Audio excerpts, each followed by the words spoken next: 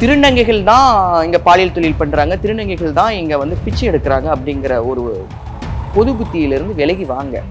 அறிவு கண்ணோட்டத்தோட பாருங்க, அவங்களையும் எஜுகேட் பண்ணும், அவங்கள அன்பால நீங்க பேசி அரவணைங்க.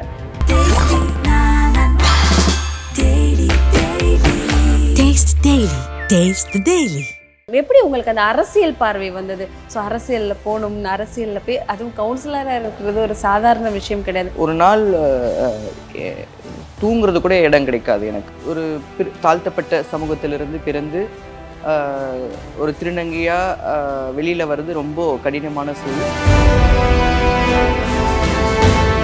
இப்போ வளர்ந்து வரும் திருநங்கைகளுக்கு நீங்கள் ஏதாவது சொல்லணும்னா என்ன சொல்லுவீங்க? கல்வி தான். கல்வி ஒரு சமூகத்தை உயர்ந்த நிலையை கொண்டு வரும். நான் என்கிட்ட எதுவுமே இல்லைனாலும் என்கிட்ட கல்வி இருந்ததுன்னா நான் எந்த நிலைக்கு வாங்கினாலும் வந்து உட்காந்துருக்கேன். யாசகம் கேட்டு காசு வாங்கிட்டு போவாங்க, பாலியல் தொழில் பண்ணுவாங்க. திருநங்கை சமுதாயம் அப்படின்னு பார்த்தாலே ஒரு தவறான பார்வையில் பார்க்குறாங்க. அதை நீங்கள் எப்படி பார்க்குறீங்க? அவங்க ஏன் போகிறாங்கன்னா, நீங்கள் யாருமே ஆதரிக்கலை, பெற்றவங்களே நீங்கள் அவங்கள ஆதரிக்கலை. அப்போ அவங்களோட சூழல் எப்படி இருக்கும்? ஆணும் ஒரு 8 வயசு குழந்தைய ரேப் பண்ணுறாங்க. ஒட்டுமொத்த ஆண்களையும் நீங்கள் எப்படி தான் அப்படி யாராவது கேள்வி கேட்க முடியுமா? இப்போ நிறைய திருநங்கைகள் வந்து காதல் அப்படிங்கிற ஒரு வழியில போயிட்டு அவங்களோட வாழ்க்கையவே அழிச்சுக்கிறாங்க, இறந்து போயிடுறாங்க. காதல் காதல் அப்படின்னு சொல்லிட்டு. ஸோ இந்த காதல்ங்கிறது மிகப்பெரிய புனிதமானது. அந்த காதல்ங்கிற ஆரியத்தை வச்சு திருநங்கைகளை வந்து வாழ்க்கையை நாசமாக்கிடாதீங்க. உங்களையும் நாங்கள் குறை சொல்லலை. உண்மையாக உணர்வுபூர்வமாக பழகக்கூடியவர்களாக இருந்தால் திருநங்கைகளை பழகுங்க. அவங்களும் பெண்கள் தான்.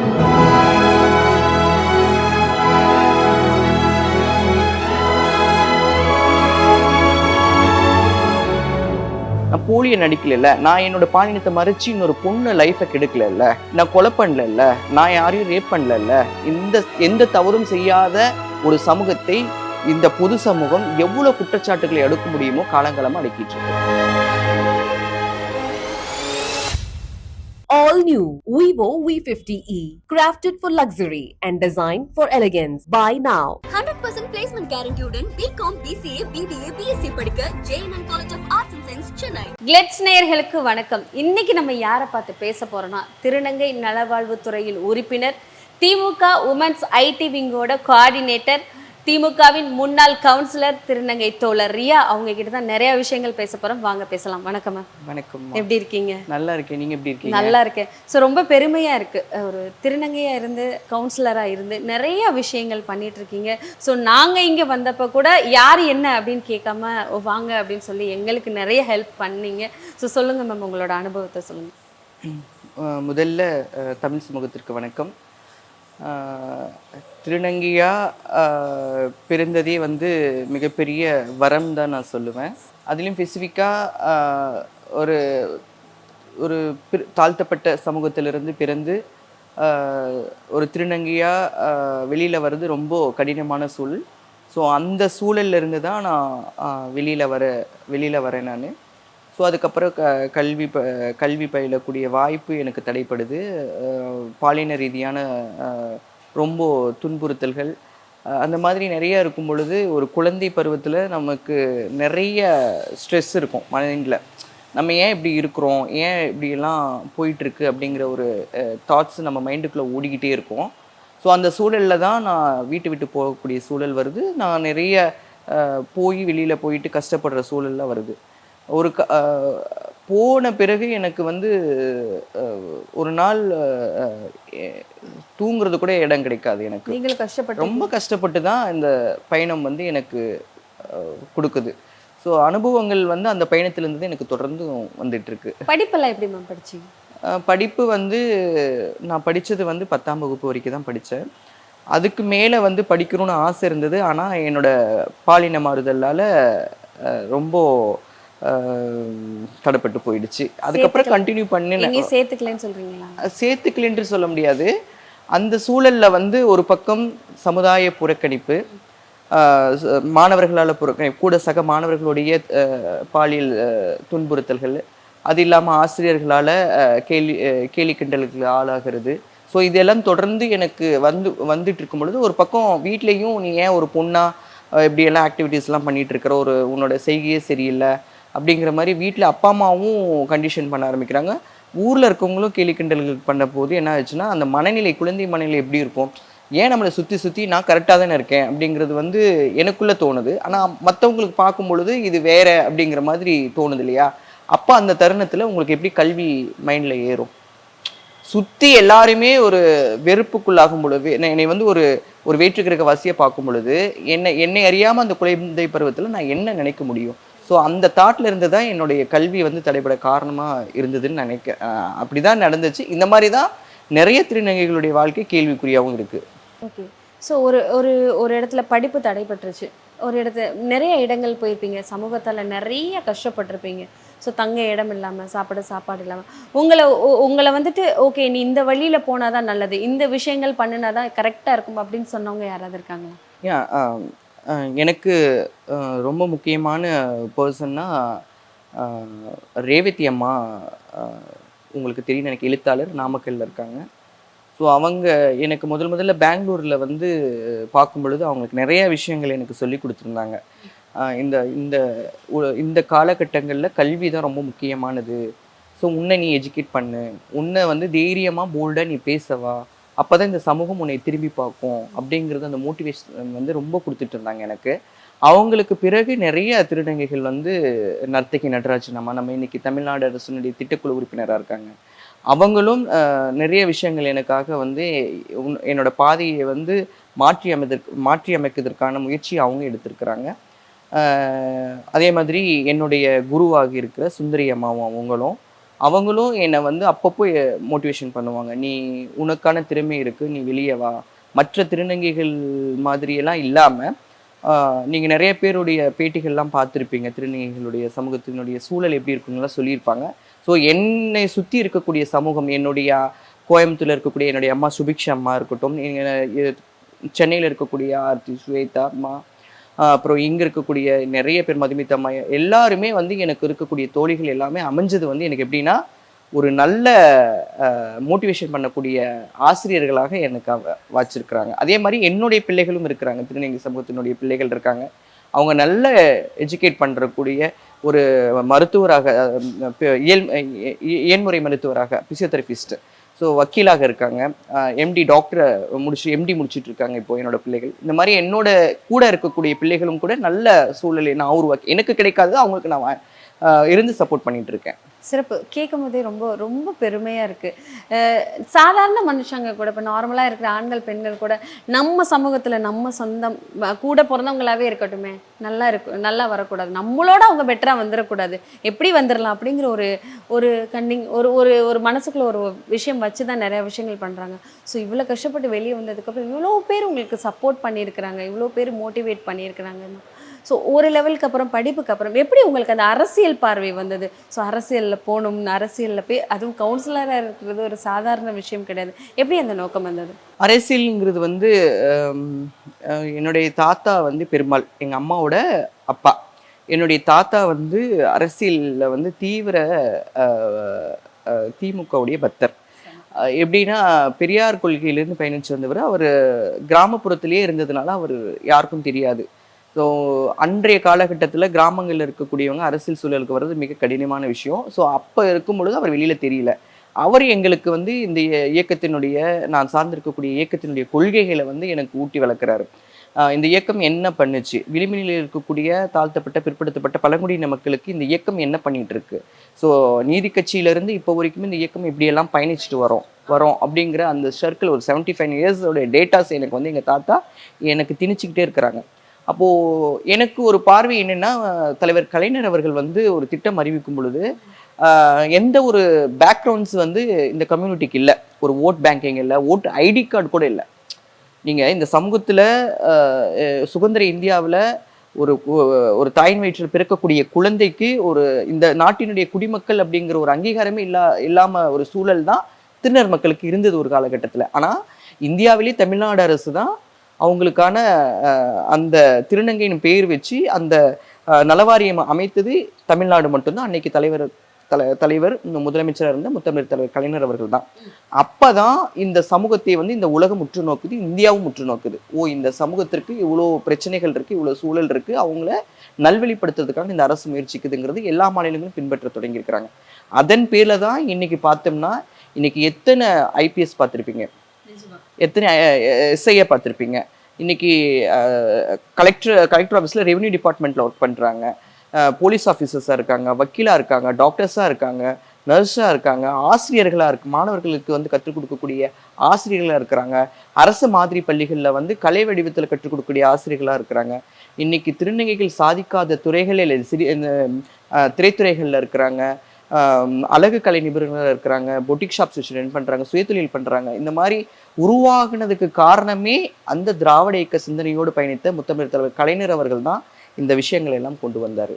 அதனால தான் இவ்வளோ பேர் நானே இந்த இடத்துல உட்காந்து உங்க கூட பேசுகிறேன்னா, ஸோ இந்த இயக்கங்கள் வந்து கிட்டத்தட்ட பெரியார்ல இருந்து பேரறிஞர் அண்ணாவில இருந்து கலைஞர்ல இருந்து தொடர்ந்து வர்றதுனால தான் நான் உங்க முன்னாடி நின்று பேசுகிறேன். கண்டிப்பாம்மா. ஸோ ஒவ்வொரு விஷயமும் வந்துட்டு ஒரு மோட்டிவேஷனாகவே இருக்குது. ஸோ இவ்வளோ விஷயங்கள் பின்னாடி ஒரு திருநங்கை ஒரு இடத்துல வந்து நான் ஒரு திருநங்கைன்னு சொல்லி நிற்கிறதுக்கு அவங்க நிறைய ஸ்ட்ரகிள்ஸ் பார்த்துருந்தாலும் சில விஷயங்கள் இருக்குது, சாதிக்கிறதுக்கு இந்த மாதிரியான விஷயங்கள் இருக்குது. நான் வந்து நிற்கிறேன் பாரு, நான் திருநங்கை தான் ஆனால் சாதிச்சு நிற்கிறேன் அப்படின்னு ஒரு தைரியமாக வந்து நீங்கள் எல்லாம் சொல்லும்போது ரொம்ப பெருமையாக இருக்குது அதை கேட்கும்போது. அது போலே எல்லா திருநங்கைகளும் அதை சொல்லணும். ஆமாம், அது மட்டும் இல்லாமல் என்னதான் திருநங்கைகள் வந்துட்டு எத்தனை துறையில் சாதிச்சாலும் ஒரு விஷயம் சொல்கிறாங்க, திருநங்கை அப்படின்னு சொன்னால் ஒரு தவறான பார்வை. இப்போ திருநங்கை தானப்பா, யாசகம் கேட்டு காசு வாங்கிட்டு போவாங்க, பாலியல் தொழில் பண்ணுவாங்க, அவங்கள பார்த்தாலே வந்துட்டு பர்சனலாக ஒழிச்சு வச்சுக்கணுப்பா, அவங்க வந்தாலே ஒரு மாதிரியாக பிஹேவ் பண்ணுவாங்க அப்படிங்கிற ஒரு தாட் எல்லா மக்கள் மனதிலையுமே இருக்குது. சில பேர் ரூடாக பிஹேவ் பண்ணுறதுனால திருநங்கை சமுதாயம் அப்படின்னு பார்த்தாலே ஒரு தவறான பார்வையில் பார்க்குறாங்க. அதை நீங்கள் எப்படி பார்க்குறீங்க? நல்ல கேள்வியை கேட்டீங்க. இந்த பொது சமூகத்திற்கு ஒரு தெளிவான விளக்கத்தை நம்ம கொடுத்தே ஆகணும். நான் இதை பொது சமூகம் வந்து ஒரு கேள்வி வந்து திருநங்கைகள் மேலே ஒரு குற்றச்சாட்டை வச்சுக்கிட்டே இருக்கிறாங்க. இவங்க இதுக்கு தான் அப்படிங்கிற ஒரு கேள்வி காலங்காலமாக தொடர்ந்துக்கிட்டே வந்திருக்கு. ஆனால் திருநர் மக்கள் வந்து அந்த மாதிரி இல்லை. திருநம்பிகளாக இருக்கட்டும், திருநங்கைகளாக இருக்கட்டும், அவங்க அந்த மாதிரி இல்லை. இந்த சூழல், இந்த சமூகம் தான் அவங்கள இந்த சூழலுக்கு தள்ளப்படுறது. அவங்க ஏன் போகிறாங்கன்னா, நீங்கள் யாருமே ஆதரிக்கலை, பெற்றவங்களே நீங்கள் அவங்கள ஆதரிக்கலை, அப்போ அவங்களோட சூழல் எப்படி இருக்கும்? அவங்க என்ன பண்ணுவாங்க? அந்த வயிற்றுக்கு ஒரு நாளைக்கு பசி கொடுமைக்கு அவங்க எவ்வளோ ஆளாகிறாங்கன்னா, அது சொல்லில் அடங்காதவை. அது நம்ம சொல்லவே முடியாது. ஏன்னா அனுபவபூர்வமாக நான் இங்கே உட்காந்து நான் அதை பிரதிபலிக்கிறேன். சும்மா அவங்கள பார்த்துட்டு உருவ கேலி பண்ணுறதோ, இல்லை கேலி கிண்டல் பண்ணுறதோ, இல்லை அவங்கள கொச்சையாக பேசுகிறதோ, அது வந்து இவங்களுக்கு ஈஸியாக கடந்துட்டு சொல்லிட்டு போயிடுவீங்க. ஆனால் இந்த வாழ்க்கை வாழ்கிறது மிக கடினம். அந்த ஏதோ எங்களுக்கு வந்து ஏதோ நாங்கள் தானாக பண்ணிக்கிட்டது, இது எங்களுடைய உணர்வின் வெளிப்பாடு. இது எங்கள் உணர்வு தான் எங்களுடைய பாலினம். நான் என்ன வேணும்னா பண்ணிக்கிறேன். என் உணர்வு பெண் தன்மையாக இருக்குது, பெண்ணாக இருக்குது. நான் காலையில் எதாச்சும் வாசல் கூட்டணும், கோலம் போடணும், அம்மாவுக்கு எல்லா வேலையும் செஞ்சு கொடுக்கணும் அப்படின்னு அந்த பெண் உணர்வு இருக்கிறதுனால தானே நான் பெண்ணாக இங்கே ஃபீல் பண்ணுறேன். அப்போது நான் இந்த சமூகத்திற்கு வந்து நான் வந்து நடிக்கலைல்ல, நான் போலியை நடிக்கலைல்ல, நான் என்னோட பாலினத்தை மறைச்சி இன்னொரு பொண்ணு லைஃப்பை கெடுக்கலைல்ல, நான் கொலை பண்ணல, நான் யாரையும் ரேப் பண்ணல. எந்த தவறும் செய்யாத ஒரு சமூகத்தை இந்த பொது சமூகம் எவ்வளோ குற்றச்சாட்டுகளை அடுக்க முடியுமோ காலங்காலமாக அடக்கிட்டு இருக்கு. இதை வந்து நான் ரொம்ப வன்மையாக கண்டிப்பேன். ஏன்னா நாங்கள் வந்து சக மனிதர்களாக வாழ பழகிட்டோம். அதே ஆண்கள் பெண்கள் இருக்கும் பொழுது எல்லா தவறுகளும் நடக்கதான் செய்து, திருநர் சமூகத்திலையும் தவறுகள் நடக்கதான் செய்து, நம்ம அதை மறுக்கவும் முடியாது. எல்லாரும் ஒரே மாதிரி இருக்க போறது இல்லை. திருநங்கைகள் தான் இங்க பாலியல் தொழில் பண்றாங்க, திருநங்கைகள் தான் இங்க வந்து பிச்சை எடுக்கிறாங்க அப்படிங்கிற ஒரு பொது புத்தியிலிருந்து விலகி வாங்க. அறிவு கண்ணோட்டத்தோட பாருங்க. அவங்களையும் எஜுகேட் பண்ணும், அவங்கள அன்பால நீங்க பேசி அரவணைங்க. அவங்க உங்களை விட பல திறமையாளர்களை வெளியில வருவாங்க. சரிங்களா? இப்போ அது மட்டும் இல்லை, இன்னைக்கு இருக்கக்கூடிய திருநர்கள் வந்து எவ்வளோ விஷயங்கள் வெளியில சாதிச்சுட்டு வராங்கங்கிறது எத்தனை பேர் பட்டியலிட முடியுமா? நாங்கள் பட்டியலிட முடியும். அந்த சமூகம் வெறும் அந்த கண்ணோட்டத்தில் இருக்கிறவங்களை மட்டும்தான் பார்த்துக்கிட்டு இருக்கிறாங்களே தவிர, இந்த மாதிரி இருக்கக்கூடியவங்களையெல்லாம் ஆதரிக்கணும், அவங்களையெல்லாம் வெளியில கொண்டு வந்து காட்டணும், உதாரணத்தோடு காட்டணும். இப்போ நர்த்தகி நடராஜனும் தமிழ்நாடு திட்டக்குழு உறுப்பினர், தமிழ்நாடு திட்டக்குழுவுடைய ஒரு உறுப்பினராக இருக்காங்க. அவங்கள காட்டுங்க வெளியில, புது வெளியில. அதே மாதிரி இன்னைக்கு ரேவதி அம்மா வந்து ஒரு ரைட்டர், அவங்கள காட்டுங்க. இன்னைக்கு ஒரு மதுமித்தம்மா அவங்க ரைட்டர், அவங்கள காட்டுங்க. இன்னைக்கு பிரித்திகா யாசினியும் ஒரு எஸ்ஐ, அதை காட்டுங்க. நம்ம இங்கே கள்ளக்குறிச்சியில் எஸ்ஐயா இருக்கக்கூடிய வைஷ்ணவி, அவங்க ஒரு எஸ்ஐயா இருக்கிறாங்க, அவங்கள காட்டுங்க. இப்படி சொல்லிட்டு பண்ண நம்ம டாக்டர் செல்வி ராஜீவ்காந்தி அரசு மருத்துவமனையில் இருக்கிறாங்க, அவங்கள காட்டுங்க. இப்படி எல்லாத்தையுமே நீங்க வந்து படிச்சவங்களை சாதிச்சவங்களை நீங்க இப்படி காட்டினா தான் இந்த பொது சமூகத்திற்கு திருநங்கைகள் பத்தி தெரியும். வெறும் ஒரு பாலியல் தொழில் பண்றவங்க, அவங்கள பண்றவங்க, இவங்க அப்படின்னு சொல்லிட்டு அவங்களையே நீங்க கொண்டு வந்து இந்த சமூகத்திற்கு வந்து ப்ரொஜெக்ட் பண்றது வந்து ஏற்புடையதல்ல. இன்னும் என்ன சொன்ன போனா, ஆணும் ஒரு 8 வயசு குழந்தைய ரேப் பண்றான். ஒட்டுமொத்த ஆண்களையும் நீங்க இப்படிதான் அப்படி யாராவது கேள்வி கேட்க முடியுமா? முடியாது. ஒரு பெண்ணும் ஒரு பாலியல் தொழிலா இருக்க ஒரு பெண்ணு வந்து ஒரு 2 குழந்தைங்களுக்கு வச்சு சாவடிச்சுட்டு இன்னொரு தோழரோட ஓடி போன கதையெல்லாம் இருக்கு. அப்போ ஒட்டுமொத்த பெண்களையும் நம்ம குறை சொல்ல முடியுமா? அப்போ இங்க என்னன்னா பார்க்கிற பார்வை தான் இருக்கு. நீங்க அவங்க நல்ல விதமா அவங்களும் சக மனிதர்கள் அப்படின்னு நீங்க அந்த கண்ணோட்டத்தோட பார்த்தீங்கன்னா அவங்க மனிதர் தான். நீங்க வந்து பேசுறது இல்லை, அவங்கள பார்த்தாலே ஏதோ ஒரு அருவருப்பு தகமா ஒரு எப்படி சொல்றது, அவங்கள ஏதோ வேற்றுக்கிற வாசியா நீங்க பார்க்குற கண்ணோட்டம் தான் உங்களை எங்களையும் டிஸ்டன்ஸ்ல வச்சிருக்கு. சக மனிதர்களாக நீங்க பார்த்தீங்கன்னா நம்ம எப்பவுமே இணக்கமான சூழல்ல தான் இருப்போம். ஸோ அதை இந்த மக்கள் இந்த சமூகம் புரிஞ்சுட்டாலே நிறைய மாற்றங்களை நம்ம பார்க்க முடியும். கண்டிப்பா. ஸோ சிறப்பா ஒரு விஷயத்த வந்து மக்களுக்கு சொன்னீங்க. ஸோ இப்போ வளர்ந்து வரும் திருநங்கைகள், இளம் திருநங்கைகள் இப்போ தைரியமாக வந்து எனக்குள்ள ஹார்மோன் சேஞ்சஸ் இருக்குது அப்படிங்கிறத வீட்லேயே சொல்ல ஆரம்பிச்சிட்டாங்க. ஃப்ரெண்ட்ஸ்கிட்ட சொல்கிறாங்க. முன்னையாவது வந்து சொல்கிறதுக்கு யோசிச்சுட்டு எப்படி சொல்கிறதுன்னு தெரியாமல் வீட்டை விட்டு ஓடி வந்து ஊரை விட்டு ஓடி வந்து படிக்காமல் கஷ்டப்பட்டுட்டு ஏதோ ஒரு கோயிலில் போய் உட்காந்து அந்த மாதிரியான நிறைய விஷயம். இப்போ வந்துட்டு என்ன ஆனாலுமே வந்துட்டு வீட்டில் சொல்ல ஆரம்பிச்சிருக்கிறாங்க, ஃப்ரெண்ட்ஸே கேட்க ஆரம்பிச்சிருக்கிறாங்க. உனக்கு என்ன பண்ணுது சொல்லு, எதுனாலும் ஓப்பனாக சொல்லு அப்படின்னு சொல்லிட்டு எல்லாமே வந்து வெளிப்படையாயிருக்கு. இப்போ வளர்ந்து வரும் திருநங்கைகளுக்கு நீங்கள் ஏதாவது சொல்லணும்னா என்ன சொல்லுவீங்க? நிச்சயம். காலங்காலமாக என்னுடைய சமூகம் வந்து சுதந்திரை காற்றையே சுவாசிக்காத மாண்டு மடிந்த திருநங்கைகள்லாம் மூத்த திருநங்கைகள்லாம் இருக்கிறாங்க. இன்றைக்கு இருக்கிற சூழல் கூட அவங்க அனுபவிக்காத கிட்டத்தட்ட ஒரு 50 ஆண்டுகளுக்கு முன்னாடி வந்த திருநங்கைகள் நிலைமையெல்லாம் யோசிச்சு பாருங்க. ஸோ அந்த சூழல் எல்லாம் கடந்து நாங்கள் இன்னைக்கு வந்து நிறைய துறைகளில் நாங்கள் வந்து பயணிச்சுட்டு போகிறோம். அப்படி இருக்கும் பொழுது இன்றைக்கு வரக்கூடிய இளம் தலைமுறையினர் வந்து நான் ரொம்ப இந்த இடத்துல இந்த உங்களுடைய சேனல் மூலியமா நான் உங்களுக்கு வேண்டுகோளாக வைக்கிறது என்னன்னா, கல்வி ஒரு சமூகத்தை உயர்ந்த நிலையை கொண்டு வரும். கல்வி தான் நான் யாருங்கிறது இந்த சமூகத்தில் தெரியப்படுத்தும். கல்வி தான் என்னை வந்து யாராலும் அசைக்க முடியாத சொத்தாகவும் இருக்கும். நான் என்கிட்ட எதுவுமே இல்லைனாலும் என்கிட்ட கல்வி இருந்ததுன்னா நான் எந்த நிலைக்கு ஆனாலும் வந்து உட்காந்துருப்பேன். ஸோ அந்த ஈக்குவாலிட்டி, சமூக நீதி, அந்த இடைவெளி இல்லாமல், அந்த பாலின இடைவெளி இல்லாமல் பாலின சமத்துவத்தோடு பயணிக்கக்கூடிய வாய்ப்புனா அந்த கல்வி தான். என்னுடைய மக்கள் இளம் திருநங்கைகள் வந்து கல்வியை மட்டும் நீங்கள் எந்த கேலி கிண்டல், இந்த சமூகம் நீ நல்லா இருந்தாலும் பேசு, ஒரு ஆண் நல்லா இருந்தாலும் பேசும், கெட்டு போயிட்டாலும் பேசும், நீ நடந்தாலும் பேசும், வாழ்ந்தாலும் பேசி தாழ்ந்தாலும் பேசும். அதனால ஒரு பெண்ணும் அதே மாதிரி தான். ஒரு பெண் நல்லா ட்ரெஸ் பண்ணிட்டாலும் பேசும், ஒரு உடை வந்து ஒரு வெஸ்டர்ன் கல்ச்சரில் போட்டிருந்தாலும் கேலி கிண்டலாக தான் பேசும், நல்ல புடவை கட்டி நல்ல புடவை பூ வச்சுட்டாலும் பேசும். ஸோ இந்த உலகம் பேசாத இருக்கவே இருக்காது. அதனால நம்மளை என்ன பேசினாலும் அவங்கள வந்து விட்டுடுங்க. தயவு செய்து அதையெல்லாம் மைண்டில் வச்சுக்கிட்டு உங்கள் கல்வியை மட்டும் விட்டுறாதீங்க. கல்வியை கற்றுக்கிட்டு நீங்கள் வெளியில் வாங்க. இந்த அரசாங்கம் நமக்கான அரசாங்கமாக இருக்குது. ஸோ நம்ம போராடுவோம். நம்ம நல்லா படித்து வெளியில் வந்தால் பல துறைகளில் நம்ம சாதிச்சு இந்த மக்கள் எதை கொண்டு நம்மளை வந்து தாழ்த்தி பேசுனாங்களோ அவங்க முன்னாடி நம்ம உயர்ந்த நிலைக்கு போய் அந்த மக்களுக்கு சேவை செய்ய நம்ம வெளியில் வரணும். அதை தான் இந்த திருநர் சமூகத்திற்கு நான் வைக்கக்கூடிய மிகப்பெரிய கோரிக்கையும் கூட. இதை நான் இந்த இடத்துல பதிவு பண்ண விரும்புகிறேன். ஸோ சொன்ன அந்த ஒரு வார்த்தை, கல்வி தான் எல்லாம், படிப்பு தான் எல்லாம் அப்படிங்கிறது வந்துட்டு திருநங்கைகள் மட்டும் கிடையாது, எல்லாருக்குமே வந்து படிப்பு தான் எல்லாம் அப்படிங்கிறத நெத்தியில் அடித்த மாதிரி சொன்னீங்க. இப்போ நிறையா திருநங்கைகள் வந்து காதல் அப்படிங்கிற ஒரு வழியில் போயிட்டு அவங்களோட வாழ்க்கையவே அழிச்சிக்கிறாங்க, இறந்து போயிடுறாங்க. காதல் அப்படின்னு சொல்லிட்டு இந்த மாதிரி காதலில் விழுகிறவங்களுக்குலாம் நீங்கள் என்ன சொல்கிறீங்க?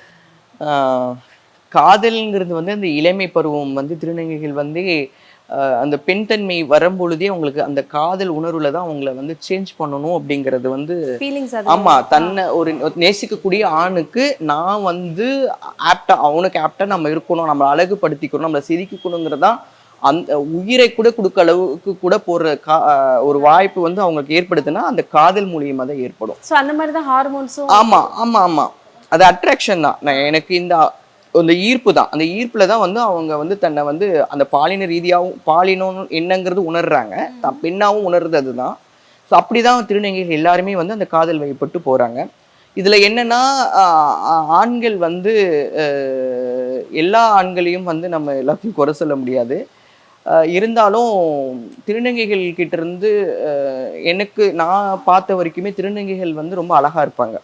தன்னை செதுக்கிக்கிறதுக்காக அவங்க எந்த எக்ஸ்ட்ரீம் லெவலுக்கு வேணால் போயிட்டு அவங்க செலவு பண்ணுவாங்க. ஸோ அதையெல்லாம் முடிஞ்ச பிறகு அவங்க ஒரு ஆணை பார்த்துட்டு லவ் பண்ணுறாங்க, அவர் வந்து இவர் ப்ரப்போஸ் பண்ணுறாருன்னா இப்போ என்ன நடக்கும்னா, ஒருவேளை அந்த திருநங்கை ஏழ்மையாக இருந்தால் அவாய்ட் பண்ண பார்ப்பாங்க. இல்லை ஒரு திருநங்கை நல்ல லக்ஸுரியாக லைஃப்பை பார்த்துட்டு நல்லா இருந்தாங்கன்னா அந்த அந்த திருநங்கை கிட்டே வாலண்டரியாகவே வந்து அவங்க ப்ரப்போஸ் பண்ணி அவங்க லைஃப்குள்ளே என்ட்ரி ஆவாங்க. ஸோ போக போக சூழல்லாம் நல்லா தான் இருக்கும். அப்போ என்னன்னா லாஸ்ட்டில் வந்துட்டு நான் அவங்க ஃபேமிலி இந்த சமூகத்தினுடைய கட்டமைப்பு இருக்கு இல்லையா, அந்த கட்டமைப்புக்குள்ளே போயிட்டாங்கன்னா அந்த பையனோட பேரண்ட்ஸு சுற்றி இருக்கக்கூடிய சர்க்கிள்ஸு ஃப்ரெண்ட் சர்க்கிள்ஸ் இவங்கெல்லாம் சொல்கிறதுனால என்ன பண்ணுறாங்கன்னா அந்த திருநங்கை அவங்க அவாய்ட் பண்ண ஆரம்பிப்பாங்க. ஸோ போது வாழ்ந்த வரைக்கும் அந்த போதும் நம்ம அடுத்த லைஃப் ரெண்ட் பண்ணிக்கலாம்னு சொல்லிட்டு அந்த விட்டுட்டு போகும்பொழுது இந்த இறப்புகள்லாம் ஏற்படுது. உண்மையாலுமே நான் என்ன சொல்கிறேன்னா, காதல்ங்கிறது ஒரு புனிதமானது. இவரை பார்த்து தான் இவருக்கு வரும் அப்படிங்கிறதால இல்லை, இவளை பார்த்து தான் இவளுக்கு வரும்னுங்கிறது இல்லை. நான் சொல்கிறது உங்களுக்கு புரியும்னு நினைக்கிறேன். இவரை பார்த்து தான் இவருக்கு வரும், இவளை பார்த்து தான் இவளுக்கு வருங்கிறதெல்லாம் இல்லை. காதல்ங்கிறது பொதுவானது. ஒரு எறும்புக்கு கூட காதல் இருக்கும், ஒரு மரத்திற்கு கூட காதல் இருக்கும், ஒரு மரத்துக்கு கூட உயிர் இல்லாத பொருளுக்கு கூட காதல் இருக்கும். இப்போ அந்த டீப்பாய் இருக்குது, இந்த டீப்பாய்க்கு மேலே ஒரு ஃப்ளவர் வச்சோம்னா அதுவும் ஒரு காதல் தான். ஸோ இந்த காதல்ங்கிறது மிகப்பெரிய புனிதமானது. அந்த காதல்ங்கிற ஆரியத்தை வச்சு திருநங்கைகளை வந்து வாழ்க்கையை நாசமாக்கிடாதீங்க. உண்மையான அன்பை கொடுங்க. நீங்கள் வெளிப்படையாக அவங்கக்கிட்ட பேசலாம். நான் அந்த திருநங்கைகள் கிட்ட உங்களுடைய லைஃப் ஸ்டைலை வந்து வெளிப்படையாக பேசலாம் இல்லையா. நீங்கள் ஏன்னா உண்மையான லவ் பண்ணுறவங்க எல்லா விஷயங்களும் ஏற்றுக்கக்கூடிய பக்குவத்துக்கு அவங்க வந்துடுவாங்க. அப்போது நீங்கள் இங்கே இருக்க சூழல் என்னன்னா, இவங்களை மைண்ட் டைவெர்ட் பண்ணி இவங்களை எல்லாத்தையுமே வந்து அந்த செட்டப்புக்குள்ளே கொண்டு வந்துட்டு அதுக்கப்புறம் ஏமாத்துறதுனால நிறைய திருநங்கைகள் வந்து நீங்கள் கண்டினியூஸாக பார்த்தீங்கன்னா 2019 கோவிட் காலத்திலிருந்து திருநங்கைகளுடைய இறப்பு விகிதம் வந்து இளம் திருநங்கைகள் இறப்பு விகிதம் வந்து அதிகமாச்சு. நாங்கள் இதெல்லாம் பார்க்கும் பொழுது தான் அந்த டைம் வந்து திருநங்கைகளுடைய வருமானங்கள் வந்து குறைய ஆரம்பிச்சிச்சு இல்லைங்களா. அவங்க சம்பாதிக்கிறதா இருக்கட்டும், அவங்க கிட்ட இருக்கிறதா இருக்கட்டும், அதில் வந்து நிறைய லாக்டவுன் பீரியடில் வந்து நிறைய திருநங்கைகளுக்கு வந்து அந்த பிரிவுகள் ஏற்பட்டதுனால நிறைய இளம் திருநங்கைகள் வந்து இறக்கிறதுக்கான வாய்ப்பு ஏற்பட்டுச்சுன்னு சொல்லி நம்ம ஒரு ரிசர்ச் எடுத்தோம். ஸோ அதனால தான் சொல்கிறோம், காதலுங்கிறது பொதுவானது. தயவு செய்து காதலுங்கிற ஒரு ஆயுதத்தை எடுத்து திருநங்கைகள் மேலே வந்து பாய்ச்சாதீங்க. உங்களையும் நாங்கள் குறை சொல்லலை. உண்மையாக உணர்வுபூர்வமாக பழகக்கூடியவர்களாக இருந்த திருநங்கைகளை பழகுங்க. அவங்களும் பெண்கள் தான். தயவு செய்து காதலுங்கிற பொருளில் ஏமாற்றி அவங்களை வந்து நாசமாக்காதீங்க. இந்த தருணத்தில் நான் இதை பதிவு பண்ணுறேன். கண்டிப்பாக. ஸோ நிறையா விஷயங்கள் வந்து உங்களோட பொன்னான நேரத்தை ஒதுக்கி எங்களுக்காக எங்கள் சேனலுக்காக நிறையா விஷயங்கள் பகிர்ந்துக்கிட்டீங்க. இன்னும் நிறையா விஷயங்களில் திருநங்கைகள் சாதிக்கணும், நீங்களும் நிறையா விஷயங்கள் மக்களுக்கு பண்ணணும், நிறையா பேரை நீங்கள் வளர்த்து விடணும் உங்களை மாதிரியே போல்டாக. ஸோ நன்றி.